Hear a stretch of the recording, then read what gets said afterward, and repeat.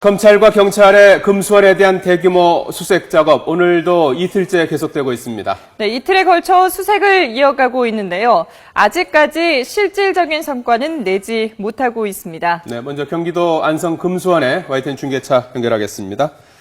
자, 이승현 기자.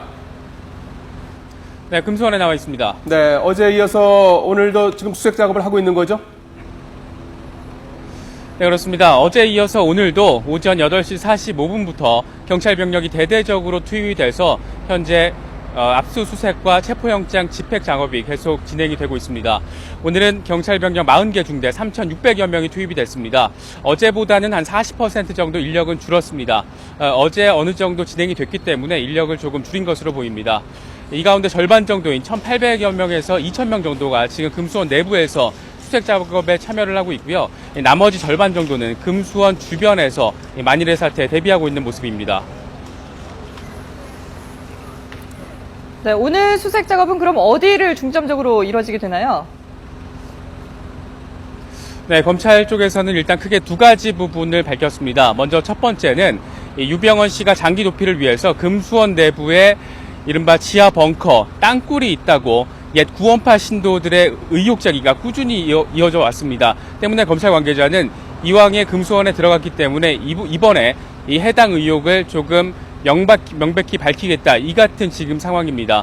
때문에 탐지견 그리고 탐지 장비까지 동원을 해서 지금 이른바 지하 벙커의 존재 여부를 확인하는 데 주력을 하고 있습니다.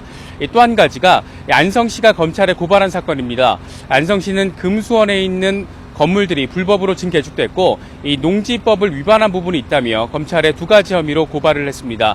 이에 따라서 검찰은 실제로 어느 정도 건축물이 불법으로 지금 개축됐는지 그리고 농지가 어떻게 다른 부분으로 사용이 되고 있는지를 확인하기 위해서 이 증거를 채집하는 작업을 진행을 하고 있습니다. 이 금수원의 75개 건물 가운데 70개 정도가 불법으로 지금 개축됐고 무허가인 것으로 지금 전해지고 있으며 농지 같은 경우에도 농지 이외 용도로 지금 사용이 되고 있다는 의혹도 제기된 상태입니다. 자, 이승현 기자. 어제 대대적인 수색 작업을 벌였는데요. 빈손이었다면서요? 네, 그렇습니다. 사실상 반쪽짜리 수색 결과였다고 볼 수가 있습니다. 일반 신도 6명을 체포했습니다. 이 가운데 4명이 수배자였고요. 1명은 수사 대상이라 현장에서 긴급 체포, 그리고 나머지 1명은 공무집행 방해 혐의로 체포가 됐습니다. 그러니까 유병헌 회장의 도피를 주도적으로 도운 인물로 지목된 김엄마나 신엄마 그리고 운전기사 양회정 씨 등에 대한 신병 확보는 전혀 이루어지지 못했습니다. 이미 이들은 금수원을 떠났을 것이라는 분석에 더 힘이 실리고 있고요. 이번에도 한 발 늦은 반쪽짜리 수색 작업을 진행한 것 아니냐 이 같은 비판도 지금 제기가 된 상황입니다. 네, 오늘 수색 상황은 일단 좀 더 지켜봐야 하겠지만 그래도 이틀에 걸친 수색에서 뭔가 성과를 내지 못한다면 앞으로 검찰 수사 어떤 식으로 이루어집니까? 네, 앞으로 검찰 수사의 방향은 오늘 이번에 진행된 수색 작업의 결과에 따라서 크게 달라질 것으로 보입니다.